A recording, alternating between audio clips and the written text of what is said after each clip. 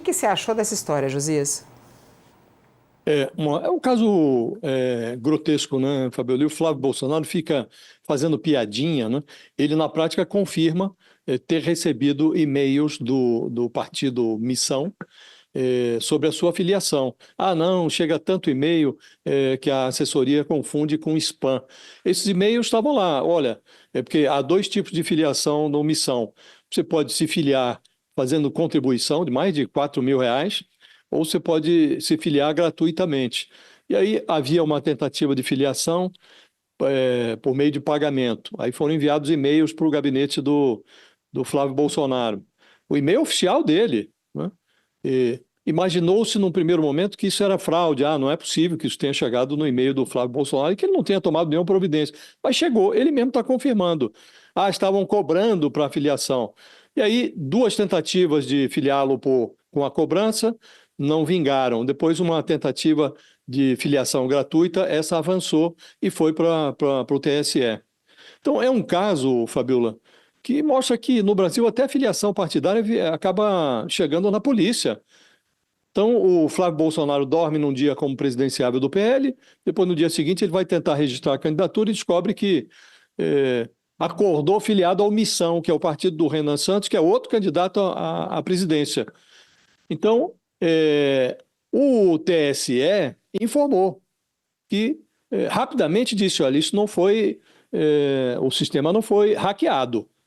E deixou claro que essa filiação indevida foi feita por uma pessoa do Missão, do partido Missão, com as credenciais de acesso ao sistema o sistema Filie do TSE. Né? Agora, faltou ao tribunal explicar, Fabiola, como é que foi formalizada, e foi formalizada, a transferência de um partido para o outro. Flávio Bolsonaro estava num partido, foi para o outro. Tanto foi formalizada que ele foi tentar registrar a sua candidatura e não pôde. Como é que o TSE registra essa transferência de partido? Se o CPF atribuído ao Flávio Bolsonaro era inexistente, estava lá 1, 2, 3, 4, era uma sequência numérica, e o endereço era uma piada. Rua dos Bandidos, bairro Miliciano. Como é que o tribunal registra uma filiação partidária nesses termos? Isso o TSE não explicou. E aí vem o Missão, se dizendo, o Renan Santos, o Missão foi vítima de fraude. Aí o Flávio grita, o sistema está tentando me parar. Vem o Nunes Marques, atalhou essa pantomima toda, devolveu o Flávio Bolsonaro aos quadros do PL, acionou a Procuradoria e chamou a Polícia Federal. Agora, é de se perguntar, com tantos escândalos de corrupção para apurar no Brasil, agora vai a Polícia Federal deslocar a mão de obra para investigar uma anedota eleitoral. A esse ponto nós chegamos, Fabiola. Então, para qualquer lado que você olhe, você vai encontrar comportamentos inadequados. Porque o Renan Santos diz que o Missão foi vítima de fraude, mas não explica por que é que, usando credenciais do partido, como informou o TSE, alguém filiou o Flávio Bolsonaro ao Missão. O Flávio Bolsonaro não explica por quê, tendo recebido informações sobre essa transferência de partido no seu e-mail, absteve-se de tomar providência. Parecia que queria essa confusão, para agora ficar dizendo que é vítima do sistema. E o TSE deve explicações. Como é que esse sistema mequetrefe aceita uma filiação nesses termos de um CPF inexistente, com um endereço que é uma piada, Rua dos Bandidos, bairro Miliciano? Então ninguém fica bem nessa história, Fabiola, e vamos ter agora nós que assistir ao deslocamento de força de trabalho da Polícia Federal para investigar uma piada com tantos escândalos à disposição da polícia no Brasil. Realmente é triste, mas é isso, é a nossa realidade, chegamos a esse ponto. E não é a primeira vez, né? Já filiaram lá atrás o Lula ao PL, quer dizer, isso acontece e o TSE precisa tomar providência, porque não é possível ter um sistema poroso dessa maneira. Agora está uma enxurrada de especulações, de teorias de conspiração nas redes sociais. Veja como o sistema do TSE não é seguro. Sabemos todos que uma coisa não tem nada a ver com a outra. O sistema de filiação não tem nada a ver com a urna eletrônica. A urna não é sequer ligada à internet. Mas deu-se material para que esses malucos voltem a inundar as redes com teorias conspiratórias, Fabio. Caso de ir para a Polícia Federal, professor Mairovich, porque segundo o TSE não houve ataque hacker nesse sentido, né? Eles disseram que não. É caso de a Polícia Federal investigar isso? É a única que tem atribuição, competência para isso, porque a Justiça Federal, a Justiça Eleitoral é federal. Então, tudo que acontece no âmbito criminoso é um crime federal, porque, volto, a Justiça Eleitoral é federal. Mairovich, obrigada pela sua participação aqui nessa sexta-feira tumultuada. Até a próxima. Até, tchau, tchau. Tchau, tchau. Obrigado. Vamos lá, o Ronilson pegou férias, pegou alguns dias, ele estava assim, né, acompanhando mais à distância essa situação do Flávio Bolsonaro.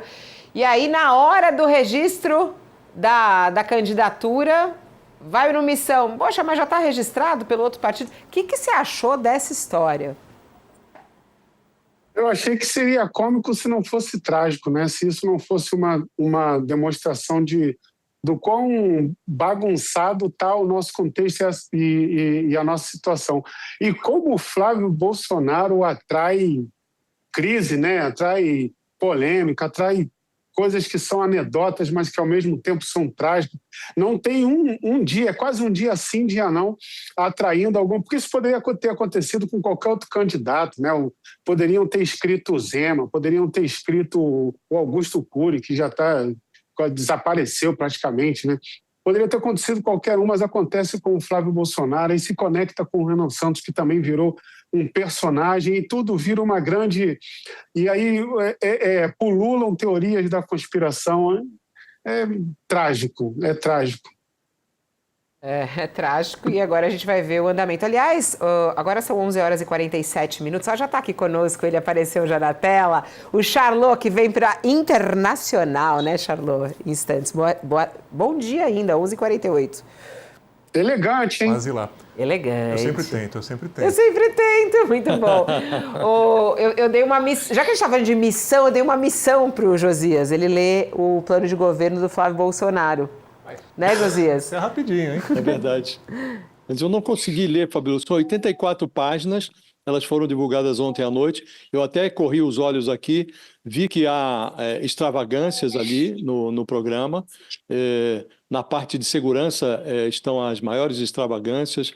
Eles citam o modelo do Bukele, falam em construir mais 5 presídios de segurança máxima. O pai do Flávio Bolsonaro passou pela administração e não construiu um mísero presídio de segurança máxima. Eles criticam o Lula, os presídios que estão à disposição foram construídos nas gestões petistas, né? E falam em redução da maioridade penal, sem mencionar como vão fazer, onde vão prender os menores, os infratores, os criminosos de 16 anos. Vamos jogar nesse sistema carcerário que aí está, vão construir uma outra unidade prisional para os menores, não explicam isso. Falam de investimentos com uma profusão que não orna com a ruína financeira do Estado brasileiro e não dizem de onde vem o dinheiro. Falam coisas definitivas sem definir muito bem as coisas, assim como o Milei tem na Argentina a imagem da motosserra, o Flávio Bolsonaro criou para a sua campanha a imagem da tesoura. Então ele usa em vários pontos do programa de governo, eles mencionam o tesouraço. Tesouraço contra a censura, tesouraço contra os tributos, tesouraço para cortar gastos do governo. Para todo lado que você olha tem lá um tesouraço. Então são muitas promessas e ali o programa tem uma semelhança com o do PT no sentido de que o programa constitui um tesouro de promessas e não há muita clareza quanto à forma como essas promessas serão executadas. Há providências muito esdrúxulas ou propostas esdrúxulas também na área da educação. Eles insinuam, Fabíola, voltam com aquele mesmo discurso que prevaleceu durante o governo Bolsonaro, de que as escolas brasileiras estão infestadas não de professores, mas de doutrinadores. Volta a esse mesmo discurso, né? Transferem a parte das universidades, do MEC para o Ministério da Ciência e Tecnologia, sugerem uma corte de ministérios. Então, é um programa extenso, muitas ideias esquisitas e nos trechos em que até o programa faz sentido, não fica muito claro de onde virão os recursos para a implementação das ideias, Fabiola. Então, ainda vou me debruçar mais detidamente, mas é um programa meio esquisito, Fabiola. Traz de volta uma pregação esdrúxula em várias áreas que vem do governo Bolsonaro, e o que tem de bom não é novo A gente vai. e não traz a origem dos recursos, que é essencial.